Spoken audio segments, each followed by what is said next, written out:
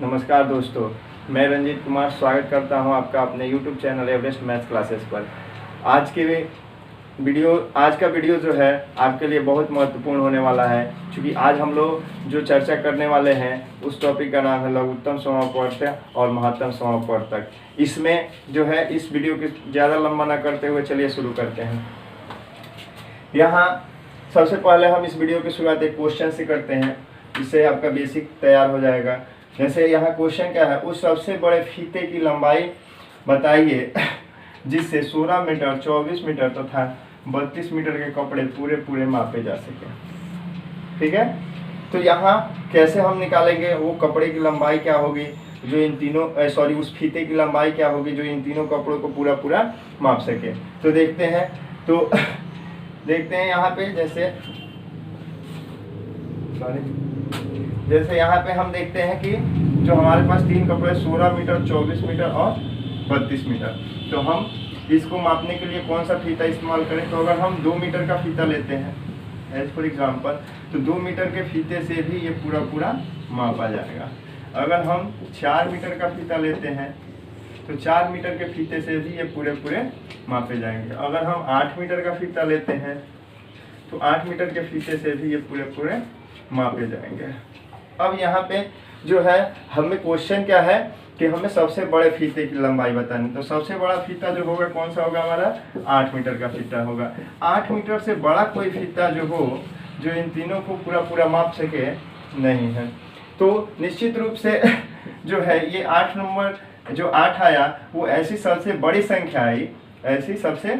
संख्या आई जो दी गई संख्याओं को पूर्णतः विभाजित करती है, यानी ये पूर्णतः विभाजित करती है।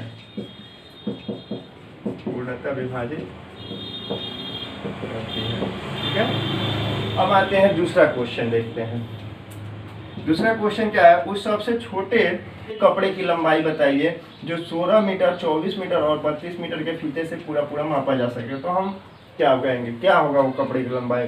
तो हम यहाँ पे एक कंसेप्ट डेवलप करते हैं कि ऐसे कपड़े तो बहुत हो गए जो इनसे पूरा मापा जा सके। जैसे हम ले लेते हैं जैसे 96 मीटर, ठीक, और उसके बाद है आपका 192 मीटर,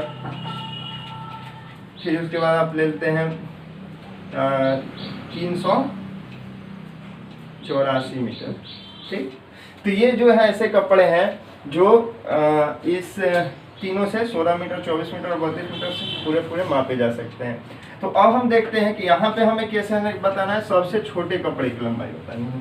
तो सबसे छोटा कपड़ा इसमें कौन है जो इन तीनों फीतों से पूरा मापा जाएगा, तो वो होगा 96 मीटर का कपड़ा। ठीक है, तो ये क्या है, ये ऐसी सबसे छोटी संख्या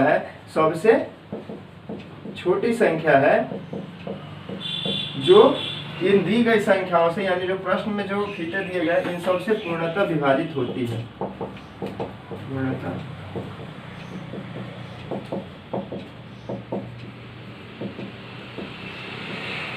तो देखिए यहाँ पे हमने ये निकाल लिया, ये जो है सबसे बड़ी संख्या है। तो यहाँ पे अंतर हमें दिख रहा है कि ये सबसे बड़ी संख्या है जो पूर्णतः विभाजित करती है, और ये सबसे छोटी संख्या है जो इन तीनों से पूर्णतः विभाजित होती है। और यही जो है अंतर है हम लोग का लॉसा और मौसम में, यानी कि लघुत्तम समापवर्तक और महत्तम समापवर्तक, ये दोनों जो है क्वेश्चन उसी के आपके कंसेप्ट को तैयार करने के लिए हमने बताया। यानी लघुत्तम समापवर्तक जो होती है, यहाँ है लघुत्तम समापवर्तक सबसे छोटी संख्या होती है जो दी गई संख्याओं को से पूर्णतः विभाजित होती है, और वही महत्तम समापवर्तक वैसी संख्या होती है जो दी गई संख्याओं को पूर्णतः विभाजित करती है। तो हम यहाँ देख सकते हैं। तो अब जैसे लघुत्तम समापवर्तक है और महत्तम समापवर्तक, इसके नाम से इसके वर्ड रूट को जानते हैं। चलिए देखिए कैसे, ये जो है बहुत ही इंटरेस्टिंग होने वाला है आपका कि इसका वर्ड रूट कैसे है। जैसे एलसीएम, और हिंदी में इसको लघुत्तम समापवर्तक। तो एलसीएम जो है 3 शब्दों से मिलकर बना है, लोवेस्ट कॉमन मल्टीपल।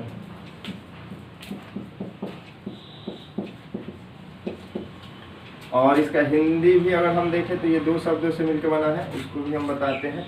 हिंदी इसके 2 शब्दों से मिलकर बना है, ल यानी लघुत्तम, और स जो बोलते हैं हम यानी कि समापवर्त्य। ठीक, तो इसको भी हम देखेंगे। सबसे पहले थोड़ा हिंदी चर्चा कर लेते हैं। यहाँ एलसीएम का मतलब होता है lowest common multiples of given number, यानी कि जो नंबर्स आपके पास दिए गए हैं अगर हम उनका एलसीएम निकालते हैं तो हम वहाँ पे लोएस्ट कॉमन मल्टीपल निकालते हैं उन गिवन नंबर्स का। जैसे हमारे पास, जैसे हम मान लेते हैं यही क्वेश्चन था, जैसे 16 मीटर, ये तो बड़ा है, थोड़ा छोटा हम लेते हैं जिससे हमें समझ में आया। जैसे हम लेते हैं 8 मीटर है ना, 4 मीटर और 2 मीटर। ठीक, इस तरह से 3 हमारे पास राशि है। तो हम 8 का अगर मल्टीपल लिखते हैं तो मल्टीपल क्या होंगे जो 8 से कट जाए, जैसे कि 8, 16, 32, 64 है ना, ऐसे 24 भी होगा इसमें, उसको भी लिख लीजिए। 8, 16, 24 है ना, 32, 40 ऐसे हो जाएंगे, बहुत सारे मल्टीपल होंगे। 4 के भी मल्टीपल अगर शुरू से देखें तो 4, 8, 12, 16, यानी उसका टेबल जो है वैसे हम लिख लेते हैं।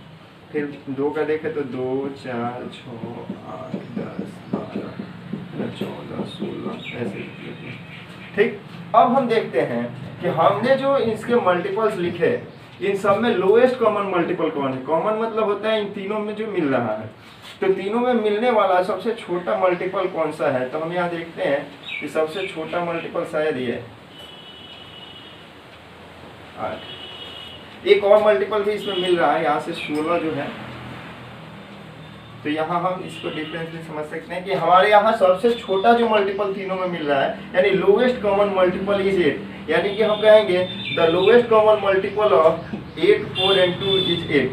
The lowest common multiple of the lowest common multiple यानी एलसीएम ऑफ 8, 4 and 2 is 8, यानी सबसे छोटा जो कॉमन मल्टीपल है वो 8 है। यही होता है हमारा एलसीएम का बेसिक कंसेप्ट। उसी तरह एचसीएफ में अगर हम देखते हैं तो वहाँ पे होता है हाईएस्ट कॉमन फैक्टर। पहले एलसीएम के हिंदी अर्थ को भी आप समझ लीजिए।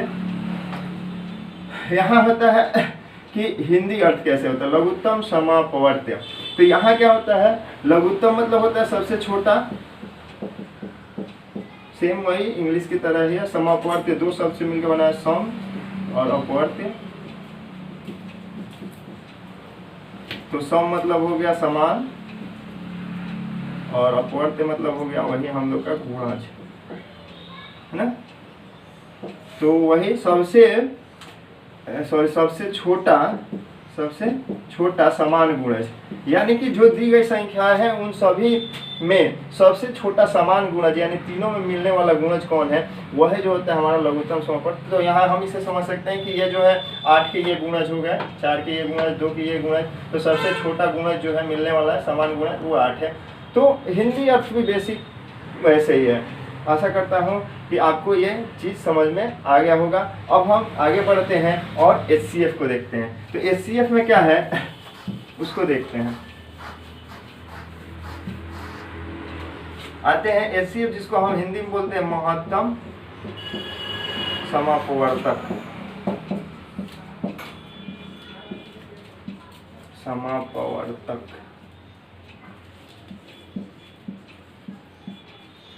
है ना, महत्तम समापवर्तक। तो ये क्या है महत्तम समापवर्तक, तो ये भी वैसे ही है। हम लोग पहले इसका अगर इंग्लिश देखें तो एचसीएफ है, यानी 3 शब्द से मिलकर बना है। एच यानी कि हाईएस्ट, सी यानी कॉमन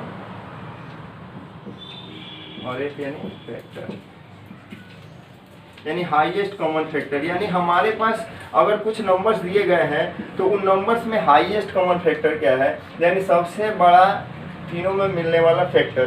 तो वही चीज़ सबसे बड़ा जो फैक्टर है तीनों में मिलने वाला। अगर एक छोटा एग्जांपल ले, जैसे 8 मीटर, 2 मीटर और 4 मीटर का एग्जांपल ले लेते हैं, तो अगर हम इसके फैक्टर्स देखते हैं 8 के फैक्टर, तो 8, 16, 32, सॉरी फैक्टर लिख रहे हैं तो फैक्टर मतलब इसको जो कटा दे, जैसे 1 हो जाएगा, 2 हो जाएगा, 4 हो जाएगा और फिर 8 हो जाएगा। वही 2 का अगर हम फैक्टर देखते हैं तो 1 हो जाएगा और 2 हो जाएगा। ठीक, 4 का फैक्टर देखते हैं तो 1, 2 और 4 हो जाएगा। ठीक, तो अब यहाँ पे हमें क्या करना है कि ये जो फैक्टर्स लिखे हैं इसमें सबसे हाईएस्ट हाईएस्ट कॉमन फैक्टर यानी सबसे बड़ा मिलने वाला फैक्टर कौन सा है, तो हाईएस्ट जो है सबसे बड़ा मिलने वाला क्या है, 2 मीटर है। यहाँ पे 1 मीटर भी तीनों में मिल रहा है, तो ये हाईएस्ट नहीं है चूंकि सबसे बड़ा नहीं है।